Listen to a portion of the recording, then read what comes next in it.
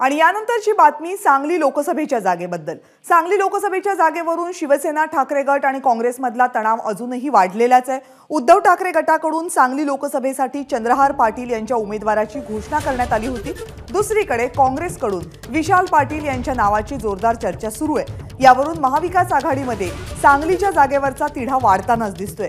अशातच आज मिरजमध्ये होणाऱ्या उद्धव ठाकरेंच्या जनसंवाद मेळाव्यावर बहिष्कार घालण्याचा निर्णय स्थानिक काँग्रेसने घेतलाय। मेळाव्याला उपस्थित राहण्यासाठी ठाकरे गटाकडून काँग्रेसला निमंत्रण तर देण्यात आलं, पण काँग्रेसने ते निमंत्रण नाकारले।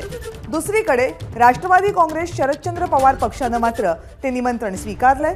राष्ट्रवादी काँग्रेस शरदचंद्र पवार पक्षाचे कार्यकर्ते या मेळाव्याला उपस्थित राहण्याची शक्यता आहे। मिरजमध्ये आज हा मेळावा होतोय आणि या मेळाव्याला काँग्रेसचे सांगलीतील स्थानिक नेते आणि पदाधिकारी उपस्थित राहणार नाहीत अशी शक्यता आहे, कारण काँग्रेसने मेळाव्याचं निमंत्रण नाकारले।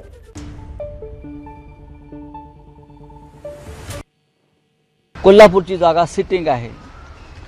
आम्ही ती हसत सोडली। आम्हाला यातना झाल्या कोल्हापूरमधून शिवसेना यावेळेला लोकसभेत जाणार नाही।